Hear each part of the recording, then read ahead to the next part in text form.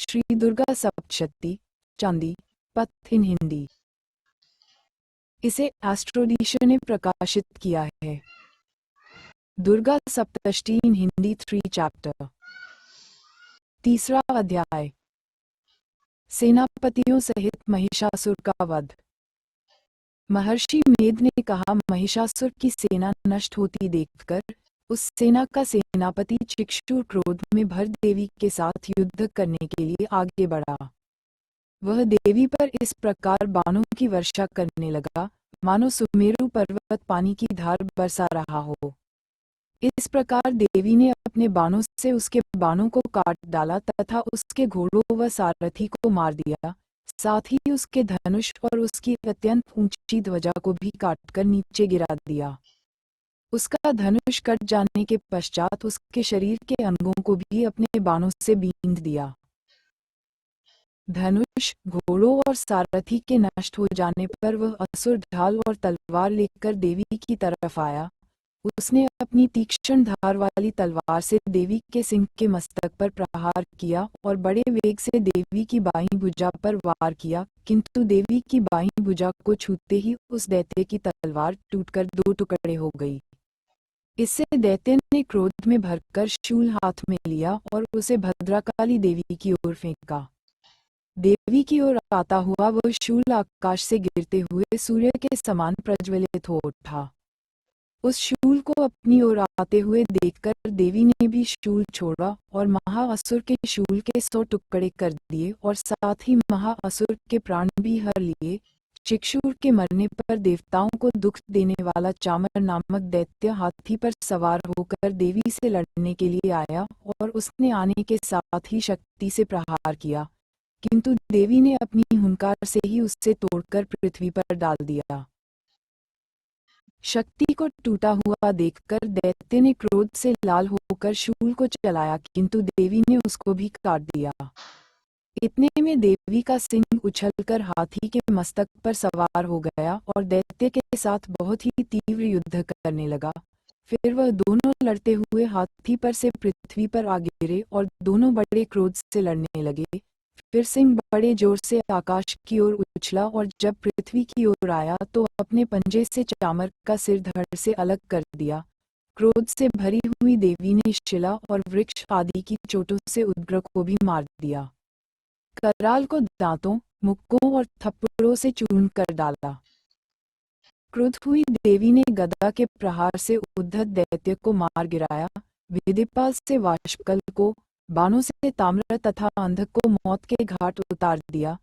तीनों नेत्रों वाली परमेश्वरी ने त्रिशूल से उग्रास्य, उग्रवीर्य और महाहनु नामक राक्षसों को मार गिराया।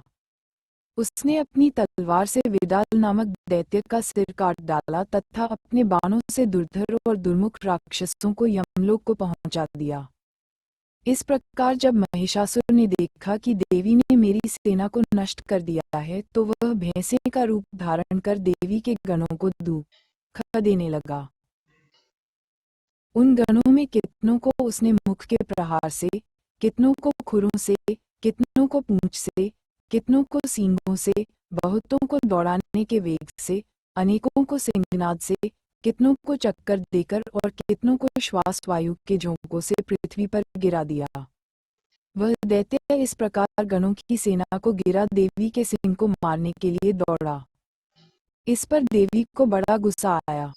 उधर दैत्य भी क्रोध में भरकर धरती को खुरों से खोदने लगा तथा सींगों से पर्वतों को उखाड़ दोकर धरती पर फेंकने लगा और मुख से शब्द करने लगा।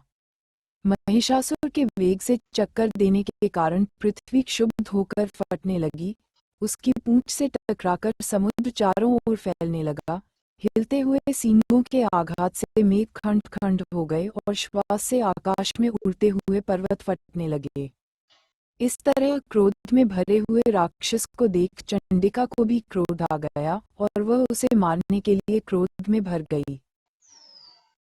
देवी ने पाश फेंककर दैत्य को बांध लिया और उसने बांध जाने पर दैत्य का रूप त्याग दिया और सिंह का रूप बना लिया, और ज्यों ही देवी उसका सिर काटने के लिए तैयार हुई कि उसने पुरुष का रूप बना लिया, जो कि हाथ में तलवार लिए हुए था।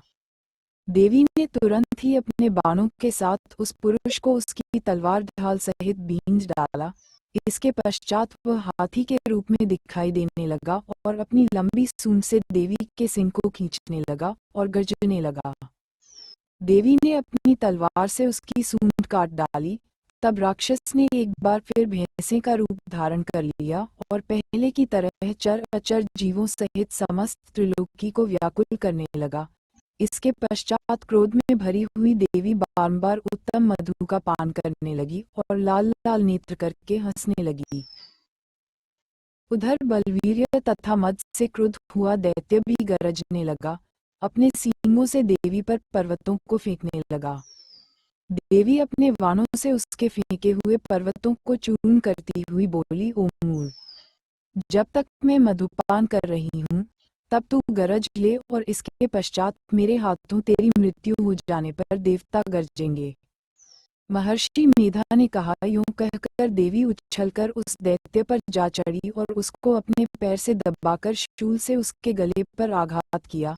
देवी के पैर से दबने पर भी दैत्य अपने दूसरे रूप से अपने मुख से बाहर होने लगा। अभी वह आधा ही बाहर निकला था कि देवी ने अपने प्रभाव से उसे रोक दिया। जब वह आधा निकला हुआ ही दैत्य युद्ध करने लगा तो देवी ने अपनी तलवार से उसका सिर काट दिया। इसके पश्चात सारी राक्षस सेना हाहाकार करती हुई वहां से भाग खड़ी हुई और सब देवता अत्यंत प्रसन्न हुए तथा ऋषियों महर्षियों सहित देवी की स्तुति करने लगे। गंधर्वराज गान करने तथा अप्सराएं नृत्य करने लगी।